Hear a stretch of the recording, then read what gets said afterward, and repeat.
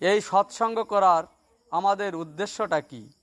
এই সৎসঙ্গ করলে আমরা কিছু শিক্ষা লাভ করি এবং সতের সহিত আমরা সংযুক্ত হতে চেষ্টা করি বা সংযুক্ত হই।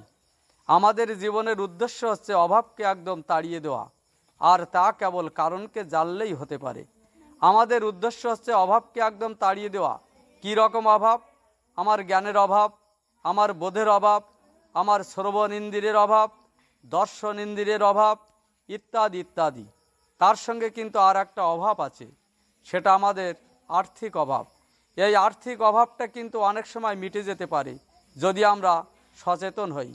কিন্তু আমার জীবনের যিনি ইষ্ট, যিনি আমার প্রিয় পরম শ্রী শ্রী ঠাকুর অনুকূল চন্দ্রকে যদি আমাদের জীবনে, আমি আমার ব্যক্তিগত জীবন, দাম্পত্য জীবন, পারিবারিক জীবন, সামাজিক জীবন এবং রাষ্ট্রীয় জীবন, এতগুলো জীবন যদি আমরা জানার চেষ্টা করি, তাহলে কিন্তু আমাদের জীবনগুলো তরতরে হয়ে যায়।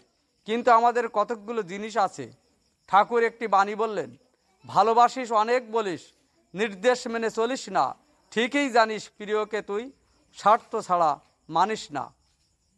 আমার প্রিয় পরম শ্রী শ্রী ঠাকুর অনুকূল চন্দ্র আমার ইহকাল এবং পরকাল, তাকে আমরা অনেক ভালোবাসি এবং আমরা অনেক কিছু তার কথা বলি, কিন্তু তার নির্দেশ মেনে আমরা চলি না। তিনি যেটা বলেছেন, উষা নিশায় মন্ত্র সাধন, চলাফেরায় জপ, যথাসময় ইষ্ট নির্দেশ, মূর্ত করাই তপ, এটা কিন্তু আমরা করি না, করার চেষ্টাও করি না, আমরা ইষ্টভৃতিটাও করি না। তাহলে কিন্তু তার নির্দেশ আমরা পালন করি না। তিনি বলেছেন, দীক্ষা নিলে জানিস মনে, ইষ্টভৃতি করতেই হয়, ইষ্টভৃতিবিহীন দীক্ষা কবু ক্রিয়া চেতন রায়। এগুলো যদি আমরা জেনে শুনে এই ইষ্টভৃতিটা না করি, তাহলে করার কিছু নাই। আবার ঠাকুর বললেন, হোস না যোগী হোস না ধেনি, গোসাই গোবিন্দ যাই না হোস, যোজন যাজন ইষ্টভৃতি না করলে তুই কিছুই নস। তাহলে আমরা গোসাই হই, আর ধেনিই হই, আর যোগী হই, কিন্তু আমরা যদি যোজন যাজন ইষ্টভৃতি না করি, তাহলে ঠাকুর বলেছেন তুই কিছুই নস। এই যে ঠাকুর এইগুলো বলেছেন, এইগুলোর মাধ্যম দিয়ে আমরা কি জানতে পারি? ঠাকুর বলেছেন ইষ্টভৃতি দীক্ষা চেতন। এই ইষ্টভৃতির মাধ্যম দিয়ে একটা দীক্ষার চেতনাওয়ালা ভাব। আমরা কয় পয়সা করছি, কয় টাকা করছি, এটা কিন্তু ইষ্টভৃতির মূল বিষয় নয়। তাকে দেওয়ার আগে তাকে না দিয়ে আমি খাবো না, এটা যদি আমার জীবনের একটা ব্রত হয়, তাহলে কিন্তু আমার জীবনটা তরতাজা হয়ে উঠবে। আর আমি যদি বলি না, এগুলো আমি করব না, কীর্তন করব, প্রার্থনা করব, সমস্ত কিছুই করব, কিন্তু এটা করব না, তাহলে কিন্তু হবে না। তার কারণ এটা আমার বা আপনার কথা নয়, এটা শ্রী শ্রী ঠাকুর অনুকূল চন্দ্রের কথা। তার কারণ আমার মতো তিনি পয়সার কাঙ্গাল নন। তিনি বলেছেন, আমাকে ঠাকুর সাজিয়ে ভক্ত হও না, তোমার ঠাকুরত্ব না জাগলে কেউ তোমার কেন্দ্রও নয়, ফাঁকি দিলেই পেতে হবে তা। তাহলে আমার মধ্যে যে ঠাকুরত্ব আছে, অর্থাৎ তিনি যে আমার অস্তিত্বের মধ্যে আছেন, এটার বিকাশ যদি আমি না ঘটাতে পারি, তাহলে কিন্তু আমার কিছুই হবে না। তিনি সুপ্ত অবস্থায় আছেন, সেটা ব্যপ্ত করতে হবে।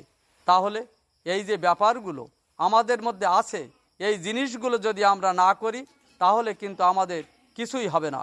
সেই জন্য এই সৎসঙ্গে এসে আমরা এগুলো শিক্ষা লাভ করতে পারি। কিন্তু দেখা যাচ্ছে যে আমার দীক্ষা নেওয়ার দীর্ঘ বছর হয়ে গেল, আমি শিখবটা কবে? শিক্ষা কাউকে দেওয়া যায় না, শিক্ষা গ্রহণ করতে হয়। আমার যদি ইচ্ছা থাকে, তাহলে আমি কিন্তু গ্রহণ করব।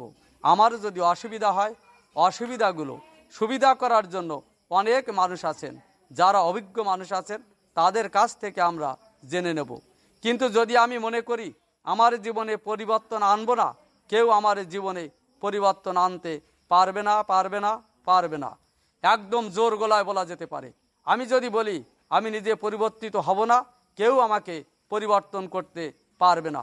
বিশ্বের এমন কোনো শক্তি নাই যে এটা আমাকে করাতে পারে।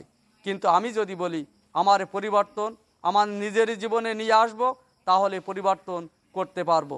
তার কারণ এই জীবনটা আমার ক্ষণস্থায়ী, এই জীবনটা একদিন কিন্তু আমার চলে যাবে।